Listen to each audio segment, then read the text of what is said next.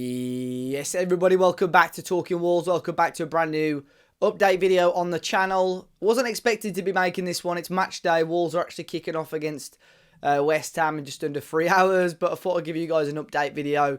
And of course, you may be watching this before the game, or maybe even after the game, and hopefully it is 3 points for Wolves. But a quick update, a couple of pieces of news to catch you up on. And as always, let me know your thoughts in the comment section down below.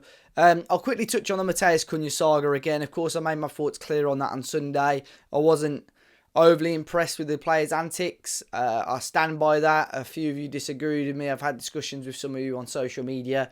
We can agree to disagree, of course. But the player made his feelings known on social media yesterday, and my stance really hasn't changed on it. So I'm sure we'll talk about that a little bit more in the podcast this week as well.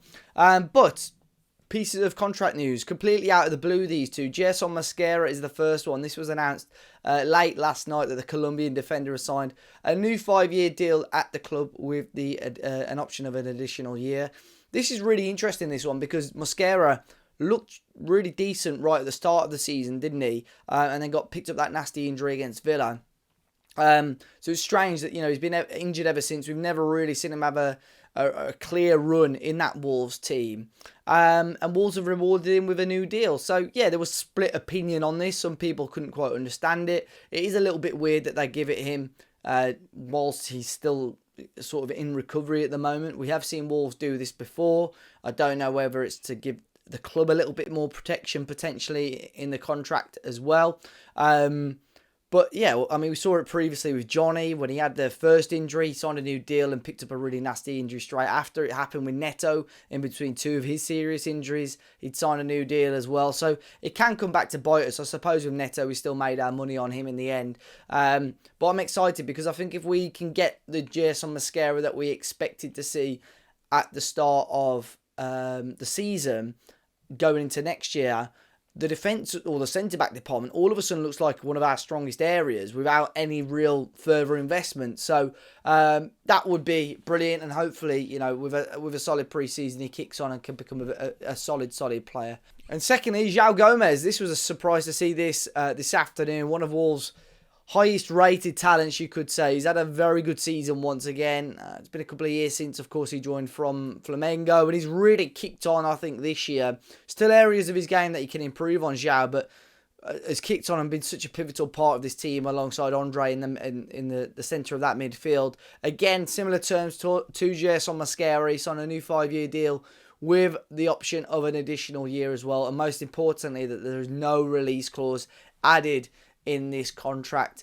A player that just looks like he's enjoying being here. He wanted to be here in the first place. Remember when we sorted out the move for him because French club Lyon came knocking quite late on. But he wanted to join Wolves. And ever since, he's just been a player that tends to always give 110%. Tends to always play for the badge on the front of the shirt rather than the name on the back. Which can't be said for everyone in this team, in my honest opinion. But Joao Gomes has been fantastic and fully deserves that contract. And it's a nice piece of news, and hopefully he can mark that with another solid performance tonight, assuming he's going to start against West Ham United. We've just had news, just as I was clicking record as well, that Andre has become the player of the month, the Wolves player of the month as well. Again, another player, just like I said, just alongside Joao Gomes, who's been outstanding in that midfield. It's been a real solid part of our team. And I think that we're very lucky to have these two players. And I have no doubt both players will go on to achieve bigger and better things in football, whether it's with Wolves or elsewhere as well. I half expected Jean-Ric de Bellegarde to get the award, to be honest.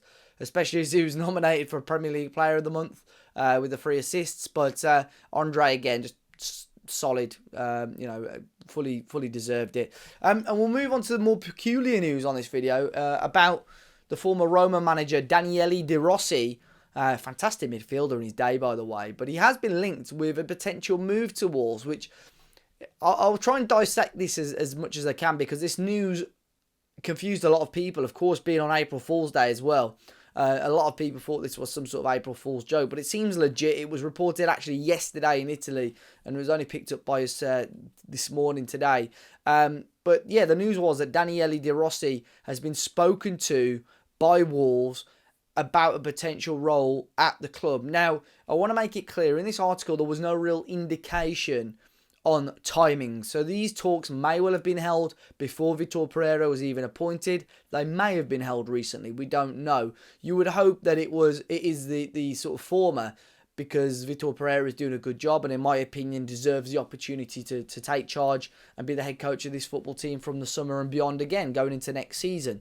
But it is an interesting to look at this. Quickly, whilst I'm going to check actually when De Rossi left his role as Roma head coach, just so I can understand the timings of this. Because, of course, if he left, let's see very quickly. God, he's got a serious Wikipedia, by the way. So yeah, he got sacked mid-September. So there is every chance that he may well have been approached about this before just as Gary O'Neill was departing. He has made it known publicly recently that he wants to manage in the Premier League. So I don't know whether the agent is sort of pushing this to article, because it came from Gazzetta dello Sport, which is a fairly reputable paper over in Italy. But I don't know if De Rossi's entourage or agent is pushing this to the papers to make his availability a little bit more well known, perhaps. But the Wolves link is a little bit weird. If you actually read the article, I don't know if they've just sort of picked up half a story and run away with it, because if you read it, it says that Wolves have been very disappointed with Vitor Pereira's performances. You look at where the team are on the table, he's not done a very good job. So I don't actually think they've sort of looked into the facts of what's actually currently going on at Wolverhampton Wanderers. I don't want to rule it out completely because this happened when Nuno was in charge, and we saw Bruno Lage linked with a job about 6 months before he actually came to the club. And I could find the post now, and the amount of people saying this is a load of rubbish, what are you talking about? And it actually came to fruition.